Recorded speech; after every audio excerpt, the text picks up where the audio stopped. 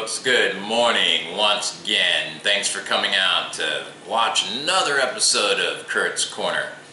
It is 3:25 Friday morning, February the 24th.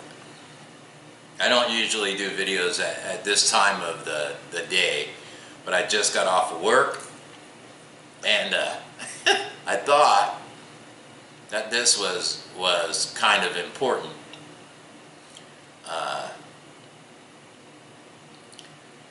Here we are talking about number 45, your president, again. And this bothers me. It eats me to the core. Let's start with facts. It is a fact that Russia, the Kremlin, interfered with our election. That is a fact. Now, over the last few weeks, we've learned that people from the Trump camp were in contact during the election on a pretty regular basis with Russian officials. So here's where my problem, another issue, I have issues, comes in. And that is, yesterday it was reported by numerous outlets that the White House has gone to the FBI and asked them, the FBI, asked them to basically manufacture information that would fit Donald Trump's travel ban. I'm blown away, because the purpose of the FBI is supposed to be not to fit anybody's agenda. And according to all sources, this is unprecedented. That's just the beginning.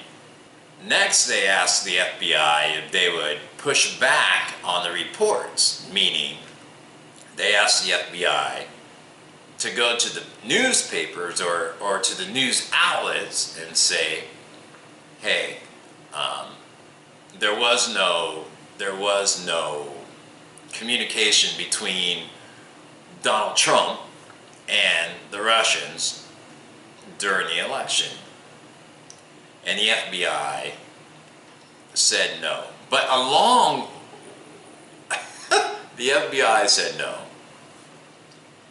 But what really, that must have been like a slap in the face to Donald Trump, because he's realizing he doesn't quite control everybody.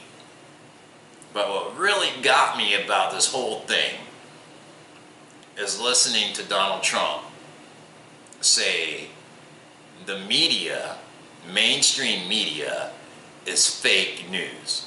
Every single time he gets on television, he says, oh, fake news, fake news. I don't want to ask you a question because you're fake news, you're fake news. But yet, he asked the FBI to go to the news sources and basically say, have the news sources put out that his people never spoke with the Russians. Now, somebody please correct me if I'm wrong. If you tell everybody in the world, because he has the ear of everybody in the world, that the news media is fake news, why would you ask the FBI to have the news media push back on the fact that your cabinet or your people or your election staff was doing wrong? Why would they believe that fake news when it came out? You've already told them it's all fake news. I don't get it. I don't get where this guy's head is. I don't get why people still follow him. I don't get why people believe him. I don't understand why they believe a frickin' word that comes out of his mouth. Donald Trump's tax returns. I'm going to try and find some tape and figure out how to put it in this video, because I can't even begin to tell you how many times he promised that if he were elected, he would produce his tax returns. Now again, I say we can go back to where his son, Donald Jr., said, well, why would my dad release his tax returns? There's a lot of information in there that could hurt his chances of becoming president. That's what his son said. What is in his tax returns that he does not want us to see? Last but not least, this is a short video. Why is his attorney, Mr. Cohen, hand-delivering peace agreements from the Ukraine? I thought the way this was supposed to work is we squeeze Russia until they leave the Ukraine alone. But now we have a shyster lawyer. And if you've ever seen the things that Michael Cohen has said, or Mr. Cohen has said to the women or the women's lawyers who were going to sue Donald Trump for sexually assaulting them, then you know why I call him a shyster. Why is he in the middle of making deals? He's a lawyer, he's not a politician. Well, neither is Donald Trump, but nobody seems to care about that. I guess the bottom line of this short video is that this guy is doing a lot of crazy shit. And if you love America like I love America, we cannot allow his crazy shit to become normal. We can't allow ourselves to say, oh well, that's just Donald Trump. He is no different than any other president that's ever been in there. I digress. Again, let's go back. It's proven that his campaign had contact with Russia. 33 investigations on Hillary Clinton over some emails. Or, I'm sorry, Benghazi. 33. Why are the Republicans, actually 23 of them, voting no to investigate Donald Trump and his ties to Russia? Well, I'll tell you why. There's a great number of them who took campaign donations from Russians or Ukrainians.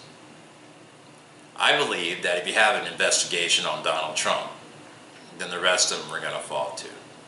Just my opinion. Driving home from work, I'm listening to the radio, changing subjects, and CNN reports that John Boehner said that there's no way that the Republicans are going to repeal and replace Obamacare. All they're going to do is tweak it and rename it something else. 7 years. 7 years they've had to do this shit. And now what we've done, because everybody was upset with Obama, what we've done is we've elected a dictator to run our country. The same guy who promised to show you his income tax, promised to protect the LGBT community, and you see what he did with the transgendered students. One last thing I'd like to bring up, and that is the legalization of marijuana in the United States. As most of you know, it's already legal in Washington and Colorado. And I see today, well, earlier today, which would be yesterday for you all, that Donald Trump said he's gonna he's gonna try to strictly enforce the federal laws on marijuana, meaning that even though it's legal in Washington and Colorado, if he does this, that would make it a crime again. So I'm thinking to myself, I say, self, why would he do this? What does he stand to gain by going after marijuana for recreational use? Well, there's two things. Number one, he was late to the party and he's not getting in on any of the money made by selling marijuana. That's number one. Number two, if you go back 2 days, we're going to go back into privatizing jails and prisons. Now, what better way for Donald Trump to justify more prisons and more jails than to make marijuana recreational use illegal? People aren't just going to stop because he made it illegal. Hell, they didn't stop when it was illegal everywhere. But I just think this guy is nothing about what's in it for him. And let me tell you about privatizing prisons in the South. I'm not making this up. And it's all Googleable. I love that word, Googleable. But part of the problems with private prisons is there were judges in different parts of the country that would see somebody come before him, right? And what would happen is this judge would put that guy in jail because he's getting a kickback from the jail. Now, I'm only telling you this today because I told that to somebody at work last night, and they were flabbergasted. They couldn't believe that that shit's happening. There's people still locked up in jail because some crooked judge locked them up because somebody was paying him to fill their jail.